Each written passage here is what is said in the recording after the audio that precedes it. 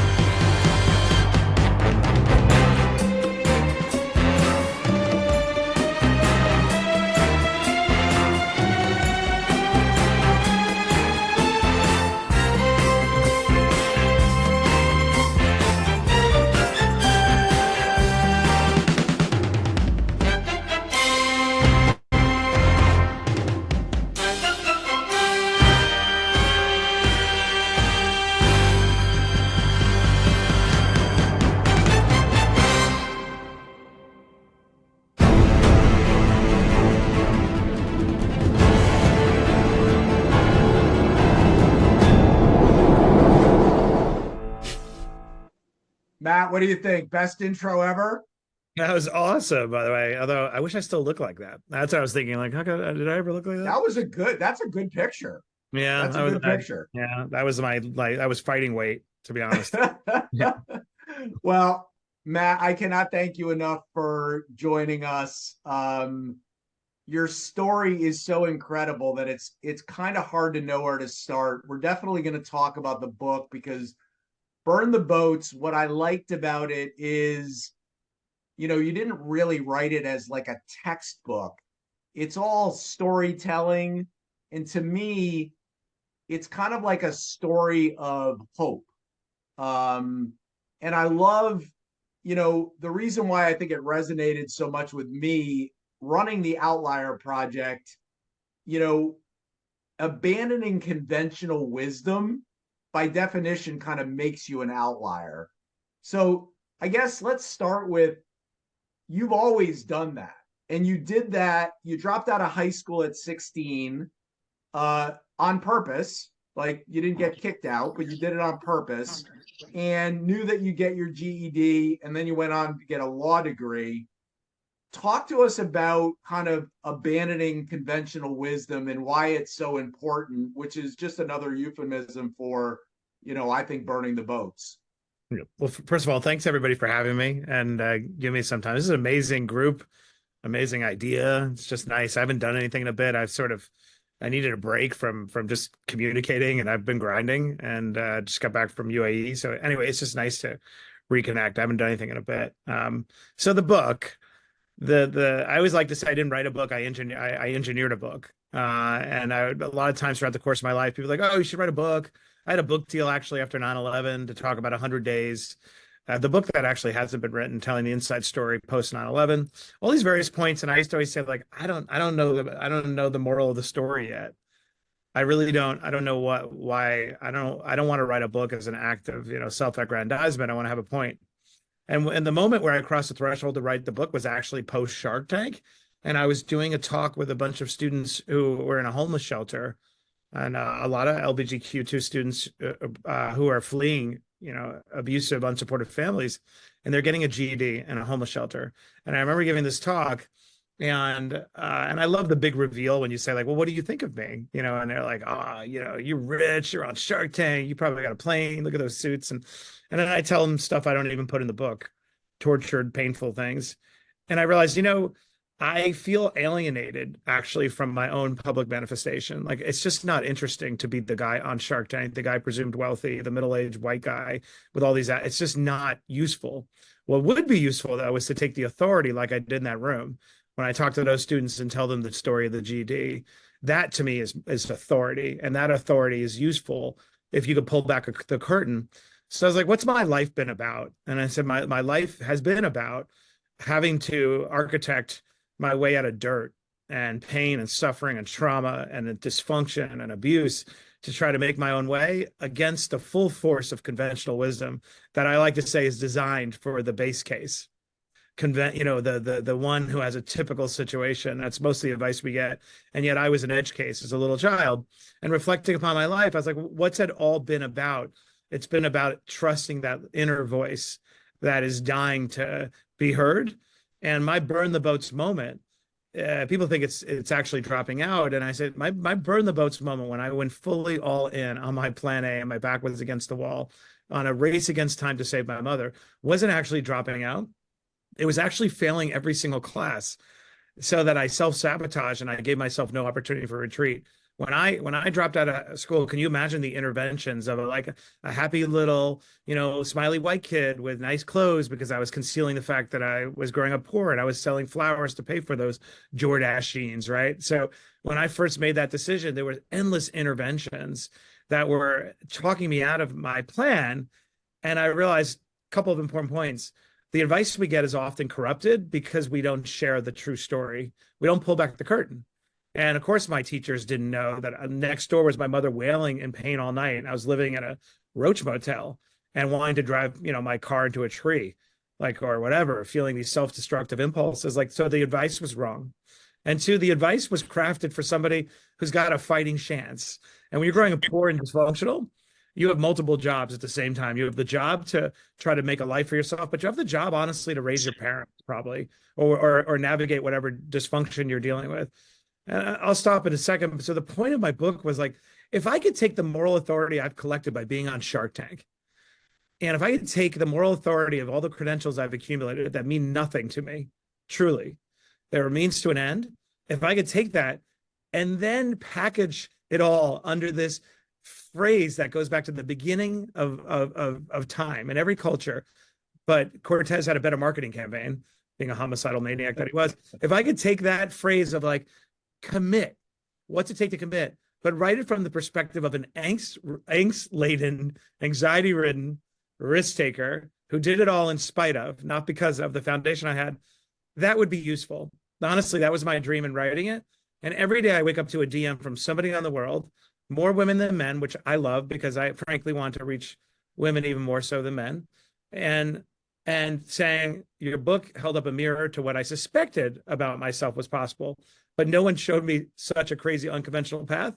And you gave me the conviction to go and do it. To me, that is the most important thing I've ever accomplished in my life. And it is what I set out to do. It's not like, oh, I had no idea. I hoped.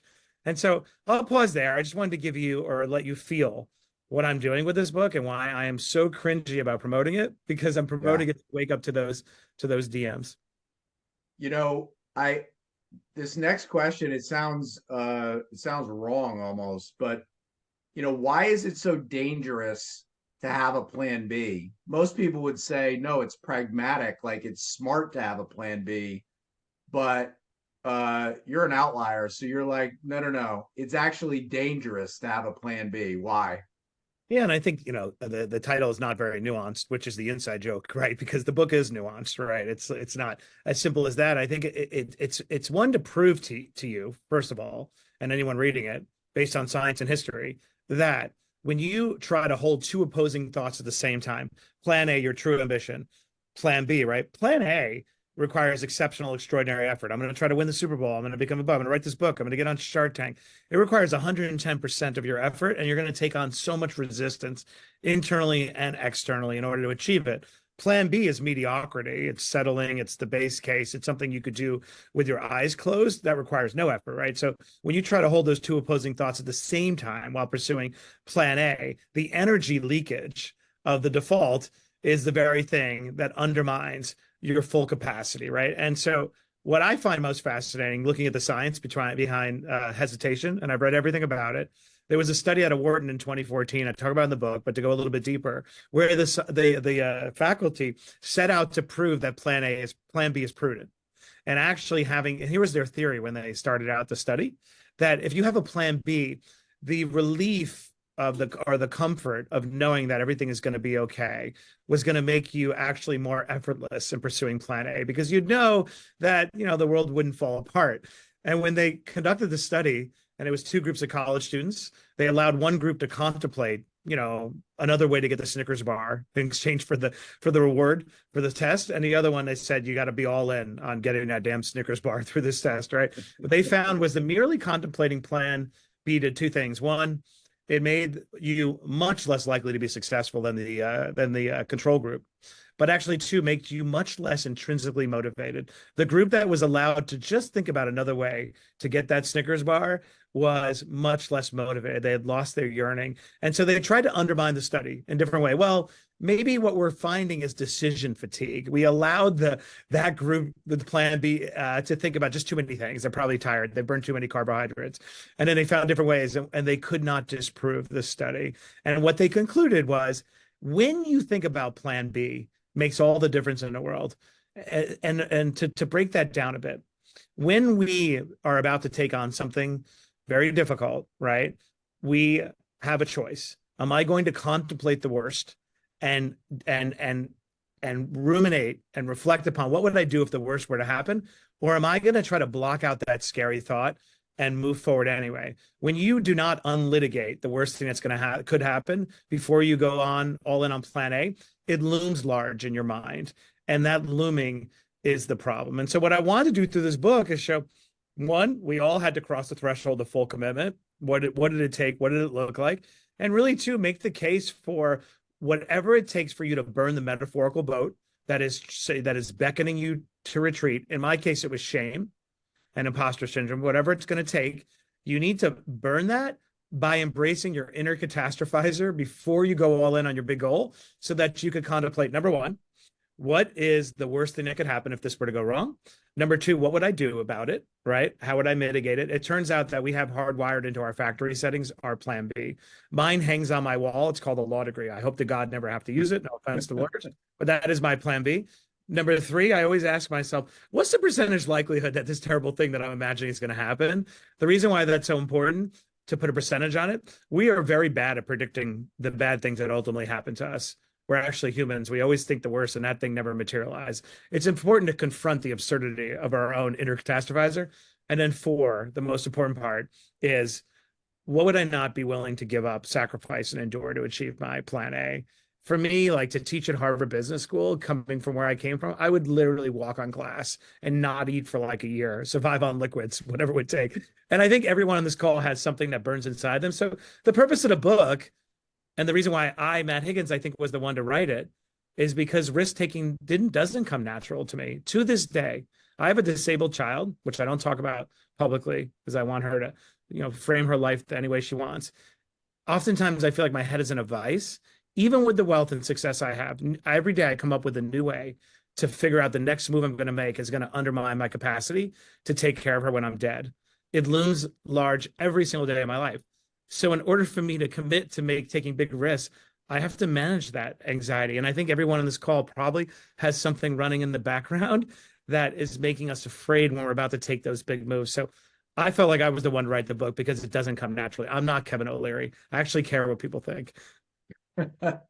Your inner catastrophizer, and you just broke down exactly kind of how to go through and navigate that so well. Thank you.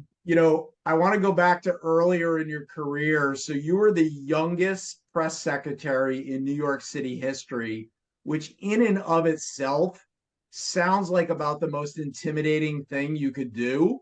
What I think is even more crazy, and I'd love to know how you navigated through this, is you held that position during 9/11. How did you even mentally get through that? That is just that's unbelievable to me. Yeah, and the tough part about the book, I really tried to not make this, an autobiography because I wanted to see myself as a vessel. So I left out a lot of details that I think one day I want to write like Running with Scissors or one of these terribly painful books. Like Tender Bar, something horrific that will make all of you very sad. But like that's for another day. But I share enough of the book to credentialize. My point of that story is my whole crusade from 16 to 26 was an attempt for a little boy to rescue his mother who had been placed on the hero's journey, right? No kid, I try to be honest about this in the book too, no kid wants to be parentified. And like I'm always honest about the resentment that cultivates the dysfunction. But that was my journey. And I really wanted to save my mother and save me at the same time. And my path was to go from scraping gum at McDonald's and making $13.75 an hour and then working in an overnight deli carrying a box cutter overnight. So when I get jumped or whatever, I was like, I'm going to go as fast as humanly possible because I'm going to take care of mom and I'm going to get the hell out of this Roach Motel. That was my mission. And by the time I had gone to 26, I get the craziest call of a lifetime. I'm in law school at night, Fordham Law. I don't go to school because I can't sleep because my mom's up all night. So I parked the car outside of Fordham and I would go to sleep in my car, wouldn't go to class, but it was the one place I had permission to not be on the clock. I'm giving you the context. And then I get a call from Giuliani's office, Giuliani 1.0, by the way, different guy back then, but that Giuliani, America's mayor.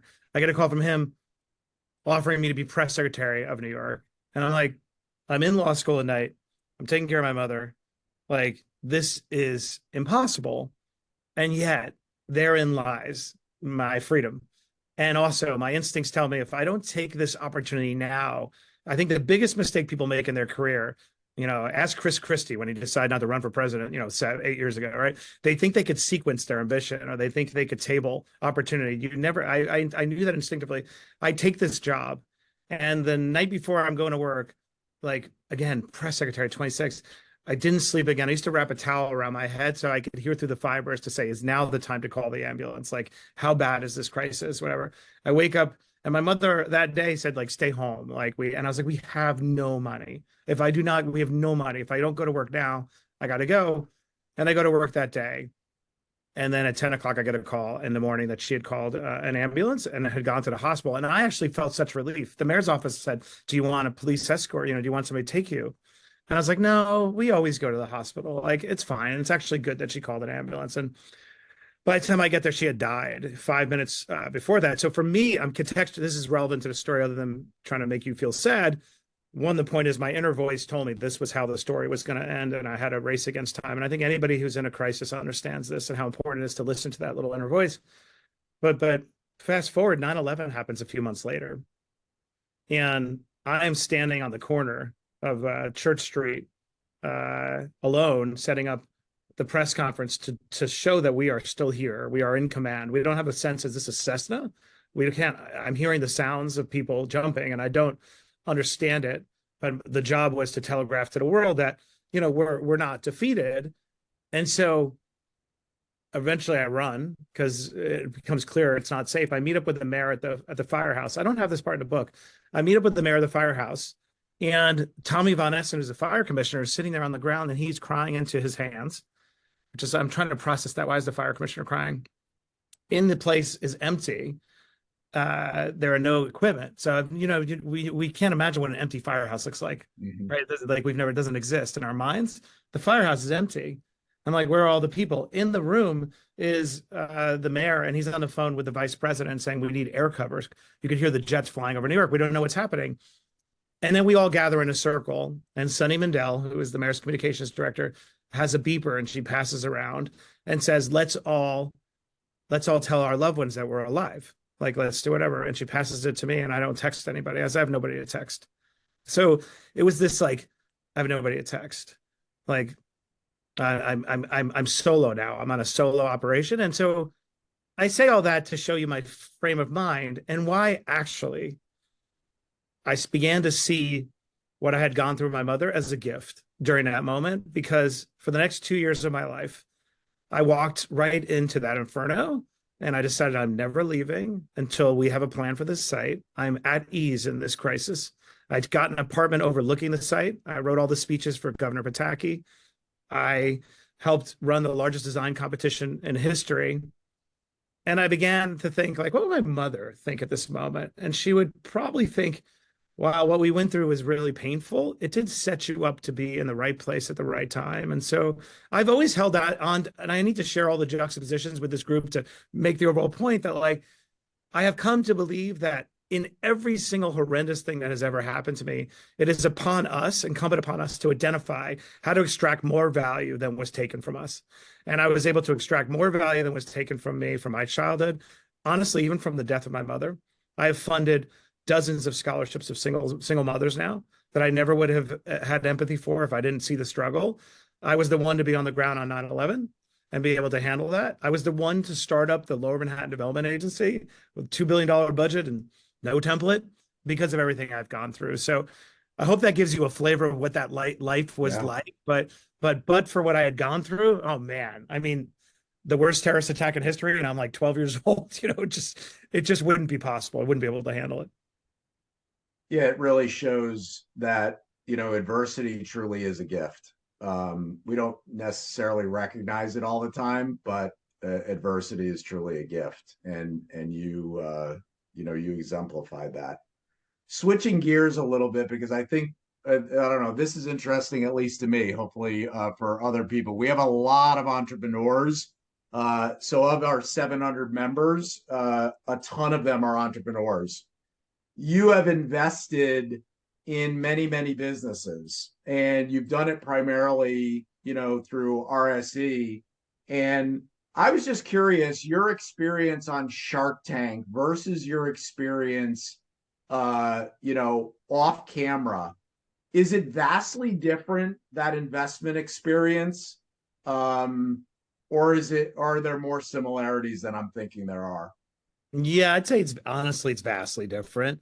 But the part that's not different is interesting. First of all, everything you see on Shark Tank is real. It's actually realer than real.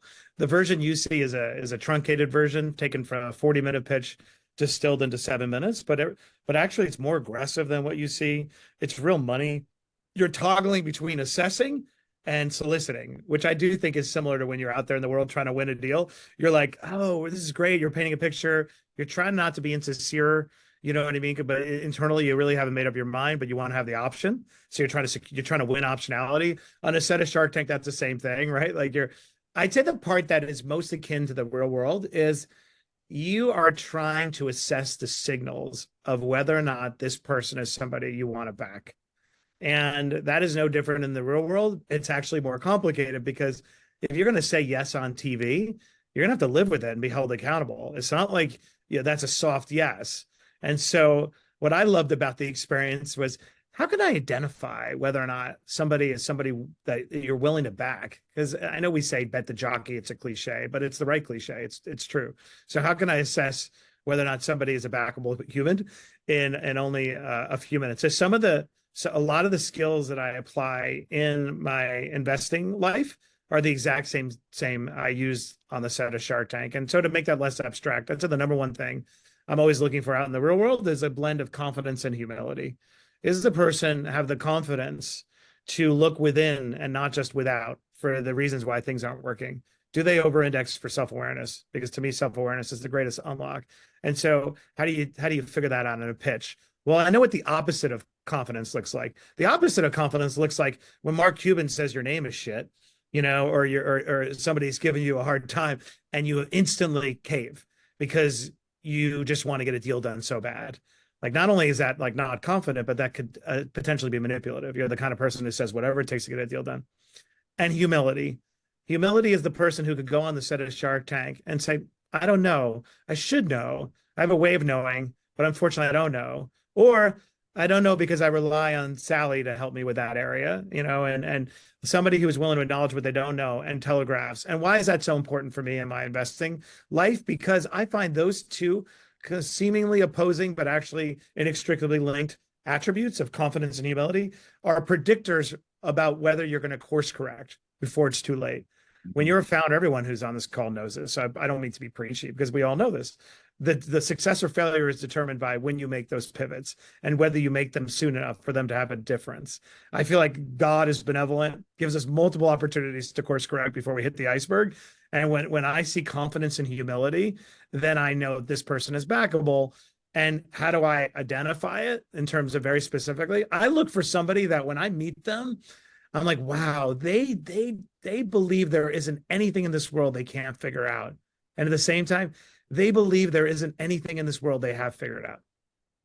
They are holding those two thoughts. And when I teach at Harvard Business School every year, I always try to bring a couple of founders to leave the students kind of confused that illustrate those 2 points. These people who have infinite intellectual curiosity, they marvel at what they don't know, and yet they feel like they can figure it out. So, and instead of Shark Tank, I got 40 minutes to figure all that out. So I mostly look for verbal cues. Why did you back Gary V before Gary V was Gary V? Or Gary V, what, as you said about Rudy, this is Gary 1.0. Tell us about the bagel shop and why you decided to go all in on Gary. I hope the Gary story ends differently than Rudy 2.0, but yeah. So why I'll let on Gary. Well, Gary, for those, everyone here knows Gary probably, but I met Gary was in a bagel store in 2009. This is like early days of Twitter. And when you're running a sports team, your job, which seems so glamorous on TV, is actually to sell sweets and tickets, to people who probably don't need them or want them. And you're trying to get them to do it. Like, you don't need to go online. Back then, StubHub was probably nascent. But anyway, my job was to meet Gary in a bagel store, he ran Wine Library. My team was convinced because he said it that he was a billionaire because he's going to buy the jets. I'm like, he's got like $12. I mean, he's like a YouTube content maker. He doesn't have any money. But if you would like me to go to this bagel store and have a salt bagel with lox with Gary, which is my go-to, I'll do that. And so I meet with him. And it was one of these amazing moments, actually. So the first 10 minutes, I'm like, this guy's out of his mind. He's cursing all the time. He's like so insecure because who would curse this much? He's got these unresolved daddy issues. And like, I don't even understand whatever. But then the second 10 minutes, when your mind starts to something breaks through, which is interesting, right? Because he even started getting me to break through. He started making predictions about how the world was going to play out. And one of them in particular really started to resonate. He's like, Matt, social media is the future of everything. Even though Twitter's early, it's the future of everything. And here's the challenge that big companies are going to have. Overnight, every human being is going to be both The Sopranos, they're going to be HBO, and they're going to be Comcast. They're going to be the content creator, the content packager, and the content disseminator. They're not going to need the big, intermediaries. And big companies like J&J and Procter & Gamble won't be able to keep up. So there's a room for a new kind of agency. And me and my little brother, AJ, who was 19 at the time, we're going to start this agency. And we're going to go ahead and we're going to launch it. It's going to be called, VaynerMedia. Little did I know that every company we ever created would have to be named with a V in it, but that's just my life. Apparently, we own like five together, and it's all V something. But so Gary tells me this story, and by the end, I'm like, I think Gary can see the future. I gave him 8 Jets tickets, and his job was to take a player on our roster who wasn't prominent and use Twitter and social to do so, and he did. And fast forward, and this is the fun part of the story. I get to know him, and I start seeing the magic of Gary V play out, and I decide I want to do a deal to become his partner. And I go to my partner, Stephen Ross, who's such an amazing entrepreneur. Like right away, I get it. I get it. He sees the future. We're gonna have a social media guy in our wheel. It makes everything better. Yeah, whatever, fine. Let's bring him into everybody else to get everybody in a room. So I bring in all the suits, in the real estate world, in New York, top of Columbus Circle, and Gary. And I'm like a proud dad. I'm like, Gary's doing his thing, and he's like, it's over. It's just over, like painting a future of the world. And I'm all like, when you're watching and you're like, oh my God, it's going so well. Like, it's so clearly obvious that he's right. The meeting ends, Gary walks out, and I'm like, so what did everybody think? We're in? Go around the room. Every single person passes on VaynerMedia. I don't talk about that too much, but it like to this day, what I love about Gary? Afterwards, we meet up and I'm like, so what they think? And I was like, they all passed. Like, it's cool. They'll see. And they did see. They did see. It's the largest social media agency on earth. And why I like that story is the first 10 minutes could have been when that deal died, right? Mm-hmm. That first reflexive reaction, when we're so judgmental of other people, when people don't come packaged, when we have to look past some bravado, or we see someone who maybe didn't go to the right school, maybe not be the right color, like all these little subconscious, bias that we have in society.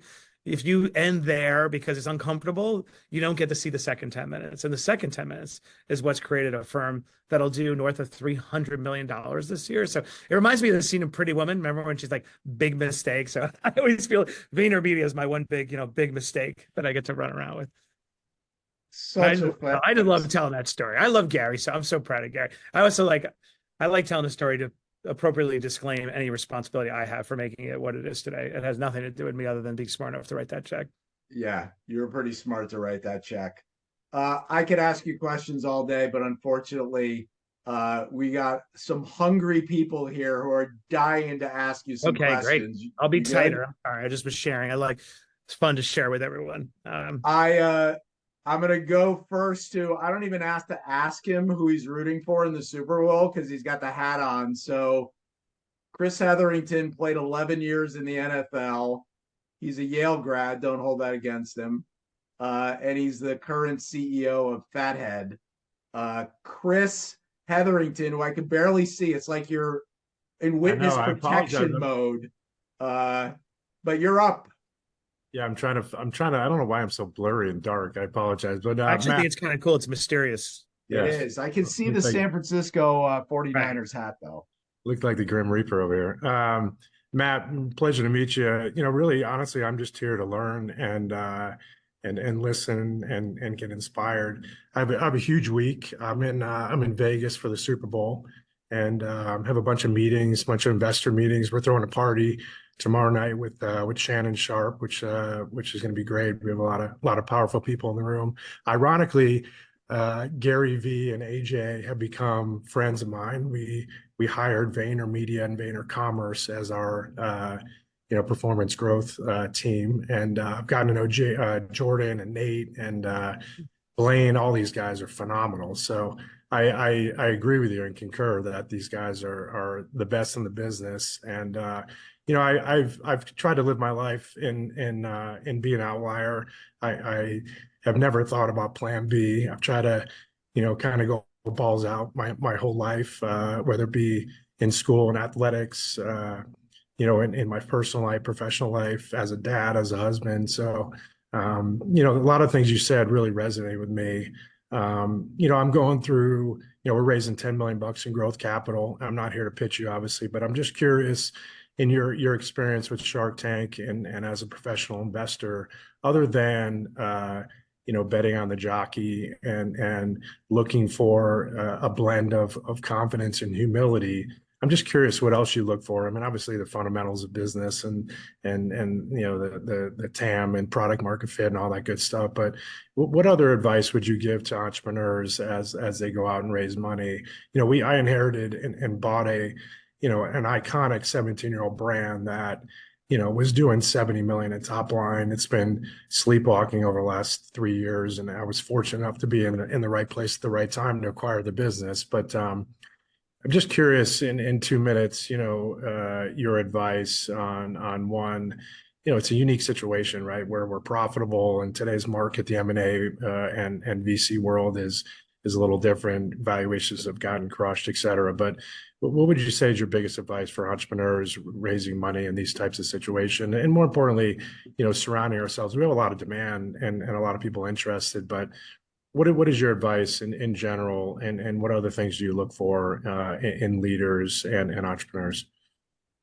First of all, thank you for hiring my firm, right, and Yeah. making me look smart. I appreciate that, and they are great people. I know about your company. I know about the deal that you had done. So let's just be more specific to the place that you're at, right? Because we're in such a interesting schizophrenic place right now. On the one hand, you have the markets and Nvidia and Lilly and everything's pumping, and yet VC world is completely seized and paralyzed, right?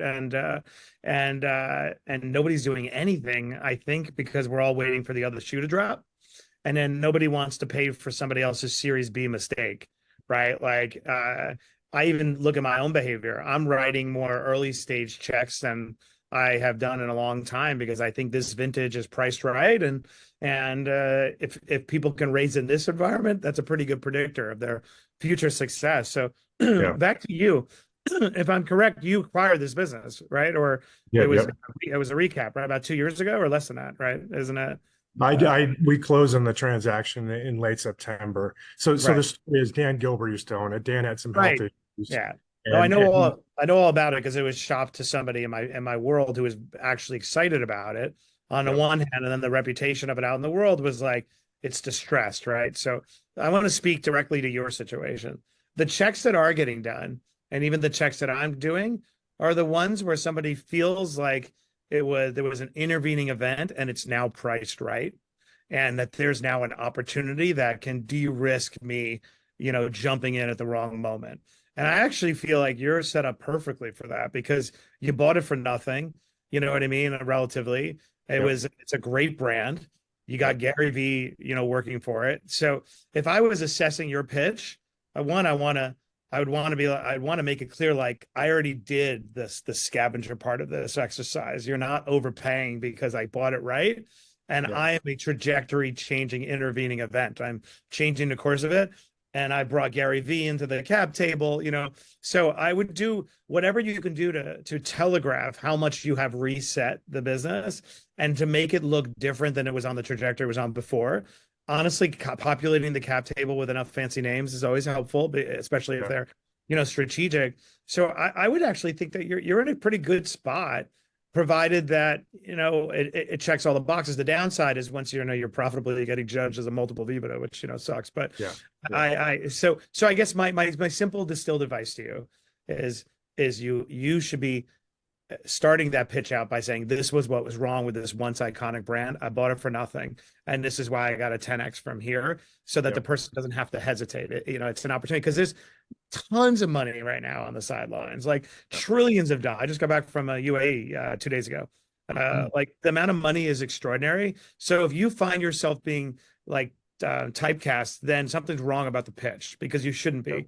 You're in the good situation where there's an opportunity. Does that make Yeah. sense? But I'll Yeah. connect. Absolutely. I'll connect with Gary and AJ. I'll be out at the Super Bowl too. Maybe grab a This cup of coffee. I'll connect this with was them. Great. almost like a little mini Shark Tank moment. I thought we were gonna Yeah. have a moment there or something. I Yeah, wasn't we sure are what was having a happening. moment. I want to see everybody win. It's so fun. Yeah. No, I'm All here. right, I'm here all week. So yeah, that'd All be right. great. We'll connect. Chris, Appreciate the you and time. I will reconnect. I need a Super Bowl prediction later. Katrina in very, very damp LA. Mm, You're up. Awesome. Matt Higgins. I feel like I found out you were cool before hundreds and thousands of people found out you were cool Thank years you. ago. And we used to engage on Instagram about our moms and like situations and upbringing. So it's good to see you Oh, here. thank you. I was going to ask a question about your investment philosophies in women's sports. It's one of my passions. Ultimate career goals to run a women's sports team one day. But I felt like being of service, I'd rather ask this question.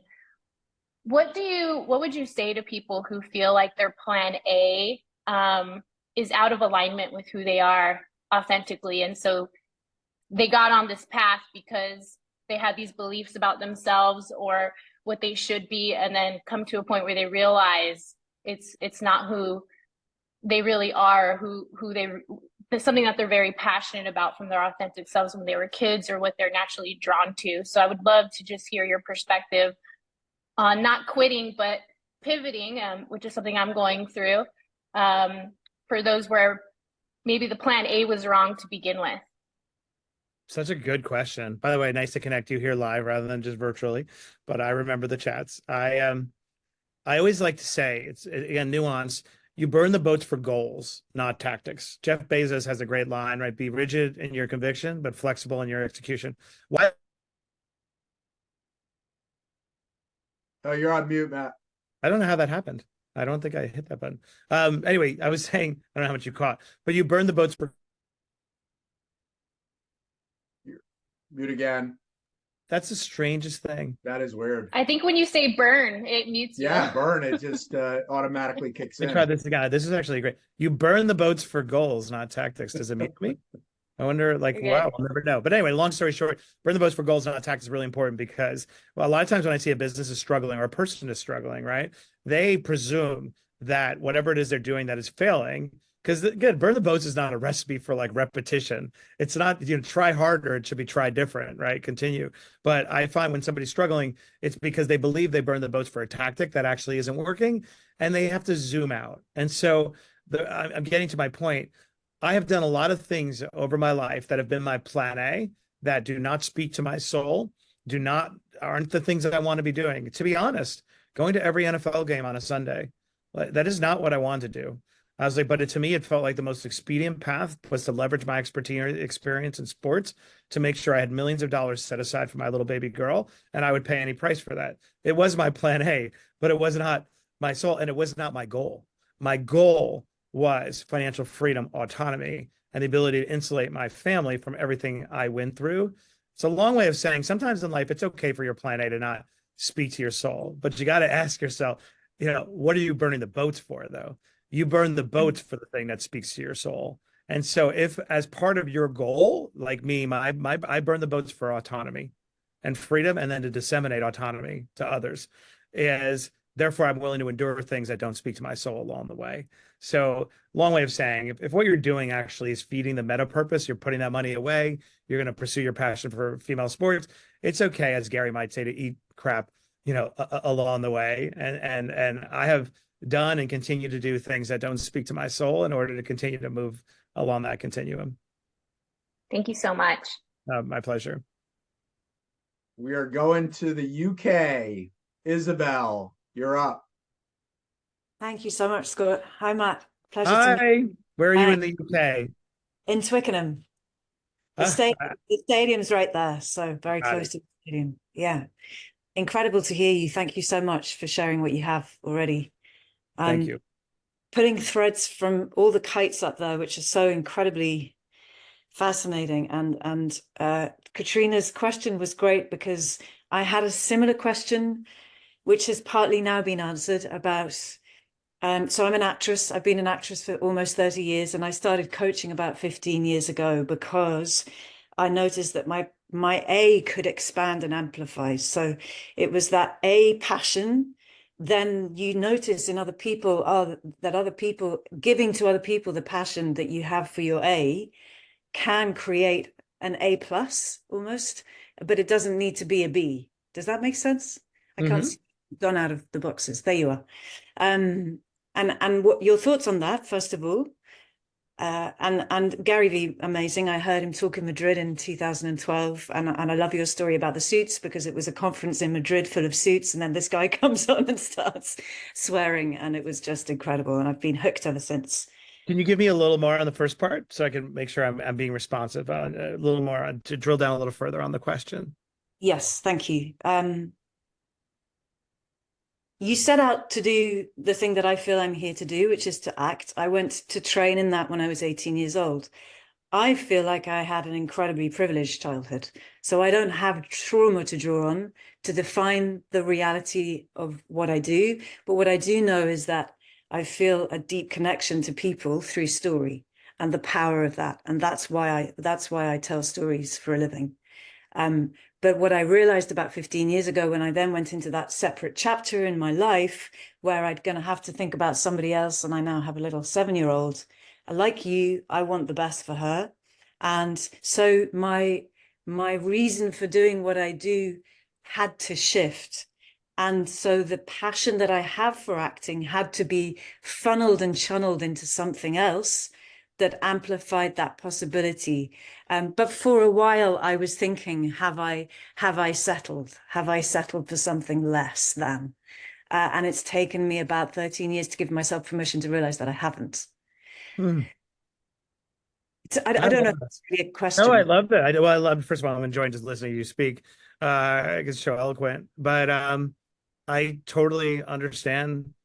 Honestly, I feel like I'm only coming into my own right now and finding my voice. I actually felt like I couldn't wear my heart on my sleeve. I couldn't be as empathetic as I want. I like was still always worried that if I shined too brightly, everyone around me would want to take me out, and I couldn't afford that. So I was constantly compromising and not, not using my voice. But looking back, I was building, I was progressing. I have a hierarchy of goals. The kids were the base case.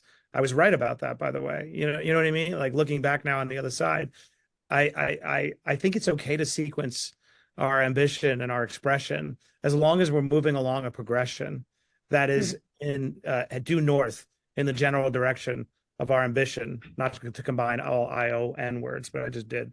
But it's okay as long as you're aware, which is why if the goal is clear and you've burned the boats for the goal, everything subordinate will feel rational and rationalized, because you're aware.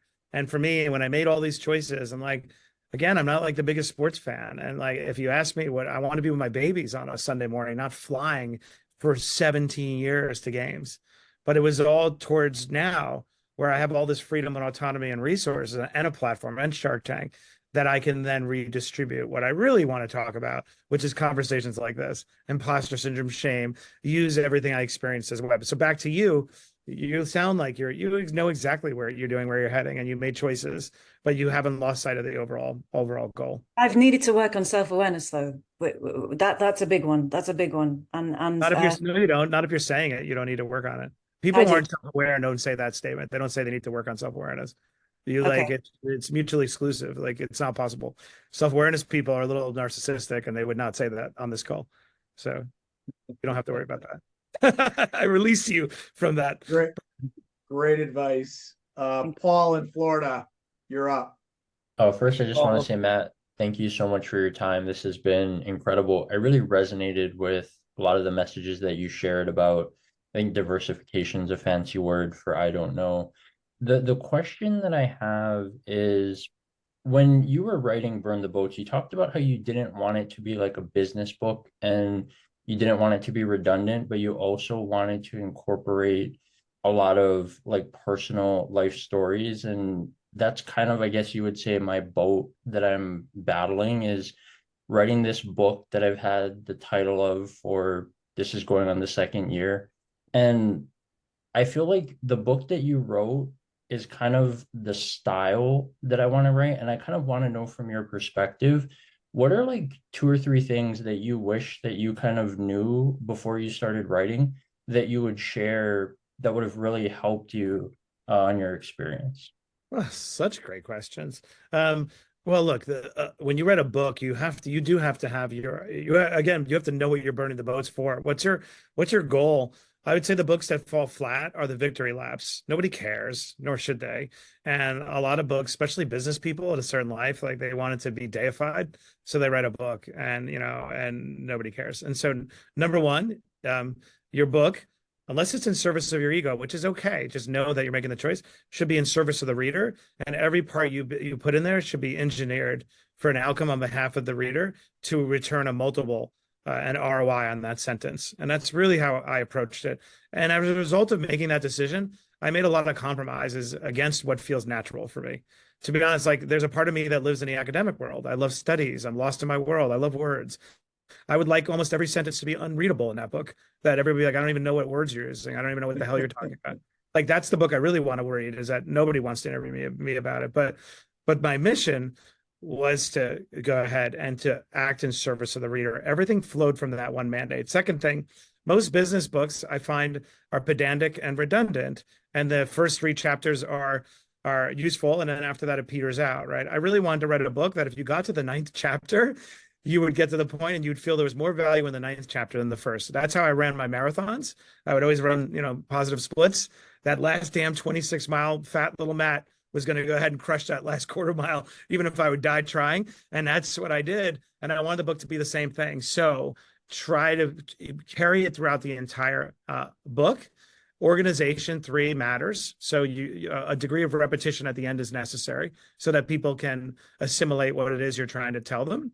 And then lastly, authority really matters. So when I say I don't really want it to be an autobiography, yet I shared personal details, we live in a balkanized world where if I show up in this universe as a white, 40-something on Shark Tank with nice clothes, most people would presume you've got nothing to learn from me. And so back to you as the author, how are you going to establish authority with the reader? What are your credentials that make them receive your message? The credentials that make my book effective the way I want it are not about wealth or stature. The logos and emblems are helpful. It's about shared experience. It's about the fact that I talk about how divorce brought me to my knees and leveled my self-esteem. Though I went from being called Doogie Howser to now being a public failure, and all the depression I dealt with. And so my point is that is how I choose to establish authority with the reader in the way I wanted to establish authority. So back to you as the author, you have to think about where do you want your authority to be drawn from if you're going to include, biographical details. I guess that's it. So what I wish I could do differently is there are some parts of the book where I feel like I don't make the case strong enough because the style of storytelling didn't allow me to be pedantic enough. And so I'm like, oh, I'm just going to add more chapters, and I don't want to write another book. So I'll just keep extending this and giving away, free chapters. So that was one thing I wish you really there's certain things that matter to you that are important, and it's okay if they're less effective because you'll feel prouder of the end result. So when your publisher is making you make compromises, or you're making compromises for the book to sell more copies, catalog those because you're going to resent those. And there are a few that I resent, and they make me feel alienated from my own work. And I've decided to reconcile that by adding a 10th chapter. That's all me. You know what I mean? So anyway, lastly, your publisher won't do anything to help you. So just remember that. Wow, this was a masterclass. You should definitely. Oh, and let me say something to you. Feedback, Paul. I've been watching your face a lot through this conversation, and you're very generous with your gesturing. I don't know if you do this in the real world. Be very kind and empathetic with your facial expressions, and to the person talking, it makes it easier because I've been zooming in on your happy face. So just want you to know. Oh, thank you so much. Yeah. So just kind of like real quick. So for me, the title of the book is called The Greatest Detour, The University of Adversity. It's really about kind of realizing that that's kind of my metaphor for life, is this university of adversity, and detailing a lot of the lessons that I've learned. Like you, I started going to college when I was 16. That was why I dropped out of high school. And I supported my family since I was 17. So just a lot of like stories. And now I'm here in my 20s with so many incredible people. So grateful to be here. Thank you so much. One concrete piece of advice for you. So one, it should be an ownable patch of dirt that the reader could be like, this is new. It should be slightly provocative, by the way, not just like expository. So you want something that is like slight patch of dirt that 25% of the people are going to reject if you wanted to transmit, right? Burn the Boats is something that reflexively a lot of people think is sophomoric or stupid or crazy or reckless. It's deliberate. Two, make sure your second line of the book that describes it. In my case, it's toss plan B overboard and release your full potential. I actually think that in retrospect, that was a mistake. You want that second sentence to be a very concrete payoff for the reader. You want them to know exactly what they're going to get. My book was about overcoming hesitation and fear and how to become a risk taker if it's not natural. I wish my second sentence actually was more direct about the payoff. So my advice to you is make sure that second sentence is really clear about what the reader is going to get from your book. Phenomenal Fun. I've answers. never gotten a chance to criticize my own book, which I'm enjoying a lot.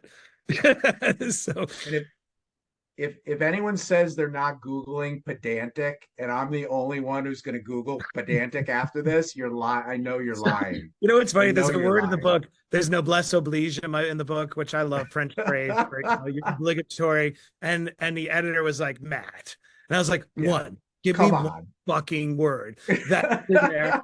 One act of mental masturbation so that I can look back and be proud of something that's not meant to be understood. So that was All right. If we could get 4 questions in 3 minutes, this will be a miracle. All right, I'm gonna do my part. Each answer will be less than 30 seconds. Andrew DeGood, also known as DeGreat, you're up. Great. There's no chance, Scott. Matt, thank you so much for your time. You are an absolute legend. Thank you. In my eyes, I'm gonna have to come back and watch the replay of this one. I actually have two quick questions. One, you have managed an incredibly impressive career across so many different disciplines, whether it's sports, media, restaurants, great pick on Momofuku, cybersecurity, etc. What have been the sort of tips and tricks that you've learned over time, or your process of keeping your knowledge base across so many different disciplines, both from a co-owner as well as an investment standpoint? And my second follow-up question, I founded and exited once. I'm about to do it again. And I'm curious about what you're seeing in the market on the AI space of what companies how are they separating themselves, and what is becoming kind of a quickly crowded space? Oh, great questions. On the first one, in terms of knowledge base, I think number one, I want to make sure that if I'm straying into a field that is not as new to me or not my base competency, that the underlying technology is not so specific that if I didn't fully understand it, it could be commoditized and I might not realize it, right? I'm thinking I'm backing the next Tesla and it's really just a, crappy electric car and there are a million of them. So I'm very careful. If you look at my portfolio, there are things that are actually very understandable, right? Even my cybersecurity business is targeted to small and mid-sized businesses. That's number one. Number two, the outcome, the determining factor of the success of all those businesses, backing Resi or my cybersecurity business, Momofuku, even with Dave Chang, there was always an unlock that was about people and process and operations, right? The unlock, the value creation actually occurred at the moment of near death. In each one of those instances, I tell the story in my book, Chapter 8, about Aiden, who it was a zero. And then we sold it for a phenomenal amount to 9 figures to Barracuda. So my point to you is, I usually, when I do a deal, I want to make sure that the thing that's going to make this successful or failure is the founder and some version of EQ, and that the underlying tech is way secondary because I can't influence that, if that makes sense. And so when I do a deal where it's shaky, I'm like, I have a theory for at least how I can unlock that person, and so that's fine. And on the AI side, like I haven't written a ton of checks in it at all because I can't tell what's going to be a future commodity or what's a future feature of Microsoft, right? And so all these people throw money around. Now, the couple deals that I do, and one I'm really excited about, I'm 100% sure it's a better way for doing something that was done before that wouldn't have been possible without AI. And two, the founder knows so much about the problem and is the right person to implement the solution that I could trust that even if the underlying tech was slightly commoditized, their insight into the sector is differentiated enough that we have an advantage. Does that make sense? So I'm doing one in music right now with a guy named BT. You can look him up, and he's doing an AI audio program that is just brilliant. And he has made a ton of money creating products in this space before. And he's a musician. Like, he has visibility into the problem, into the solution. So even if a competitor emerged, I know that he brings something unique. So, but anyway, it's a frothy space. I don't know where you are in your journey, but I've only done a couple of checks, believe it or not, in AI, even though I'm all over TV talking about it. So I can't tell what's a commodity. Yeah, Love it. no, it's All right. fair. It's moving so quick. Thank you very We're much. we're gonna sneak in one. So Chrysanthi, you are our cleanup hitter. I want to be I can respectful of stay for Matt's another time, 10 so you're minutes our if cleanup anybody, hitter. if you, I don't know if you all have to go. I can stay for another 10 minutes if we want to extend Okay. it. Drop Perfect. off. Fine. I'm having All fun. right. Yeah. Chrysanthi sent me like 17 messages this week about how excited she was that you were coming on. So you're up. You're on mute. Yes, I thought I was going to come undone when I saw the announcement. Oh, thank you. So everyone's so nice. Thank you. Oh, it's a tremendous pleasure and honor, Matt. I have had you in my ear all over the country, listening to your book multiple times, grocery shopping, walking the dog. Just, I went over it and over it because the first time that I listened to it, and I want to thank you for writing it the way that you did. It helped me feel confident in my mission and approach to the startup that I am building, because you left out and cut through any corporate bullshit terminology, brought the human aspect into it. And when I heard data versus gut, because I had been struggling with that aspect with very credible resources, but who kept sending me out into the world and saying, well, bring back data. And I kept saying, but there isn't, because I'm forging a path that doesn't exist. So I'm telling you, I know, I could feel it. It needs to be done. And then add to it, chapter 9 is my favorite. And I love the whole book, start to finish. But chapter 9 has been one of those that I have had on replay and listened. And I am actually. And chapter 9 has a story of Laurie Segal and Vicky, who turned down the job. I did that on purpose, by the way. I wanted to end where I began, female entrepreneurs. Well, and the whole lobster shell. That's, yeah, I love the lobster. I left my shell. But you know what I love about this conversation is my point about engineering. It was on purpose. Like, I don't want to preach people's favorite. When you lecture people about this, that, or female entrepreneur, like, people don't want to hear it. I wanted to show. Let me show you amazing women doing amazing things. Yes, and the demonstration of it, including Bobby Brown's approach to making sure and understanding and appreciating what she was interested in and what she did well and where she found the plugs for those areas, as well as then the necklace with the date of when she knew her non-compete was over and she could move on with her next idea. So, I mean, it's just the whole book. The reason I also continued to go back to it, and I do have a question, but the reason I kept going back over it is because it's so full of valuable advice in real time, in real life, for real people who are building businesses, whether you're on your own or partnerships. It has so much that you need to listen or read it more than once in order to gather all of these helpful suggestions and insights. And the part where I am trying to figure out right now, because the mission that I'm on, I have a podcast and an app, and its mission is to bring as many veterans as quickly as possible into the power utility industry. And we're doing it with an unusual format on the podcast, is because it's important and it needs momentum as quickly as possible. I keep vacillating between the self-funding that I'm doing right now versus looking for investors or a partner to help really fuel and accelerate it so that it hits its best service level as quickly as possible, which is possible within a very short amount of time.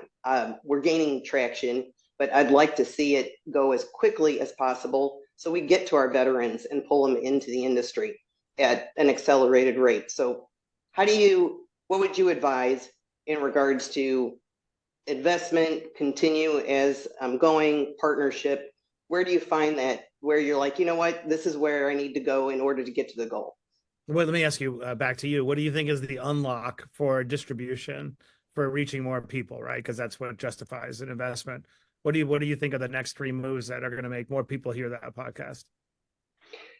As much social media and the release of the app, which will connect everyone quickly. So it's the media that needs to be just pounded so that we get the word out, because the veteran community is not aware of the very lucrative and secure career paths, which are endless in the power utility industry. And that's why the format each episode has a different co-host who is an influencer, who is a high-ranking veteran who is an author, a speaker, has their own social media following.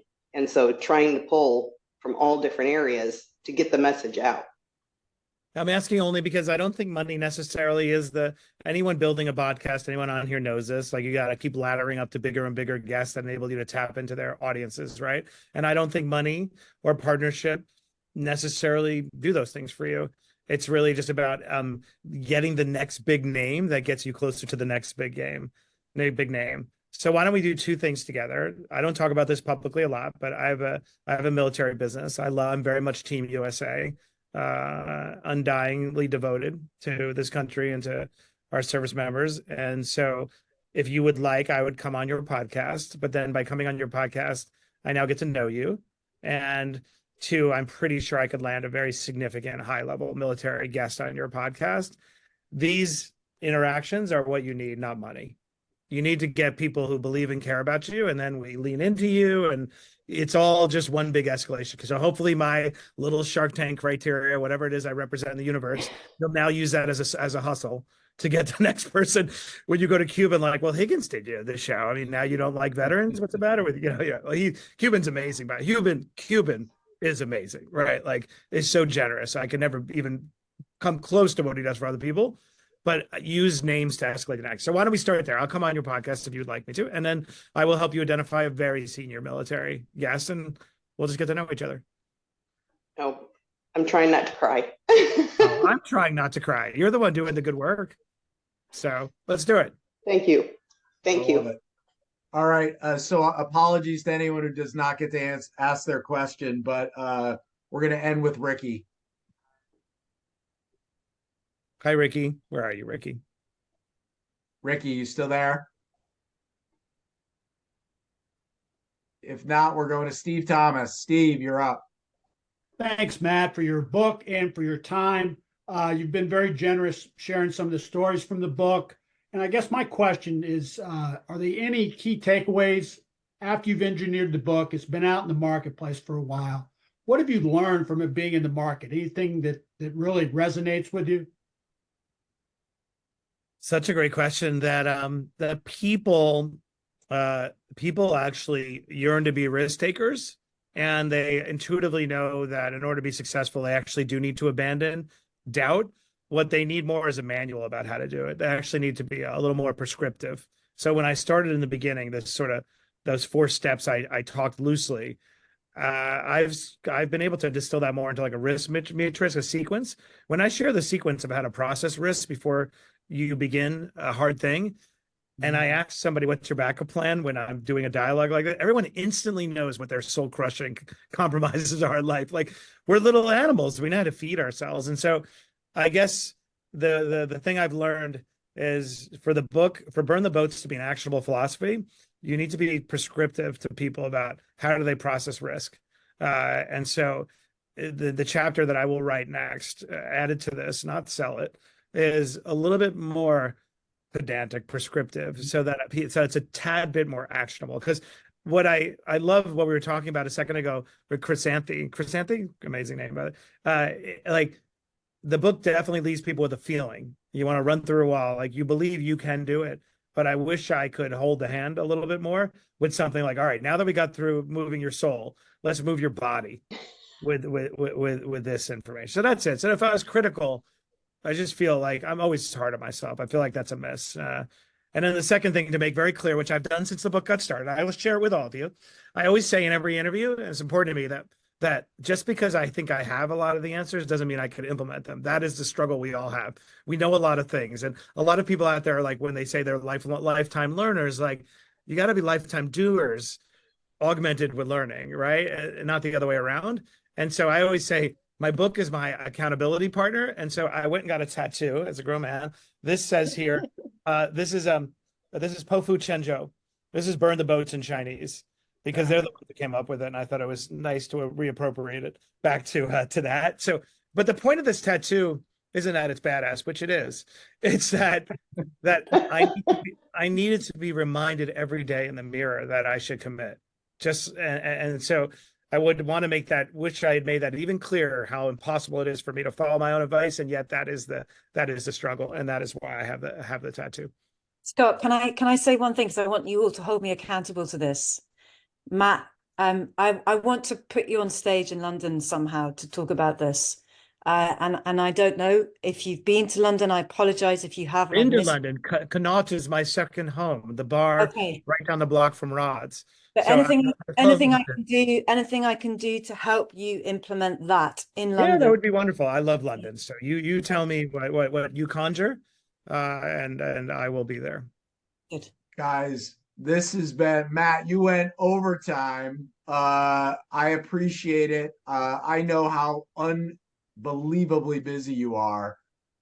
So I know all of these outliers appreciate it. The others that are all over the world that will watch the replay appreciate it. Guys, buy the book, leave a review on Amazon. It means everything, even to a successful author like Matt. So let's show him the love by doing something as simple as that to show him our appreciation. Matt, I appreciate it big time.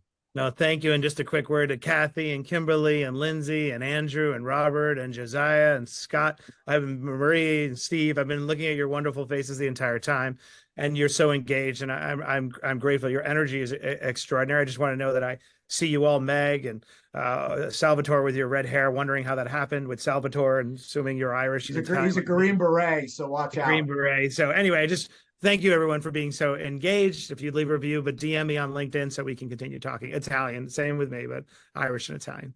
All right, everybody. Awesome. Matt, you're the best. All right, Appreciate take care, everybody. it. Thank you.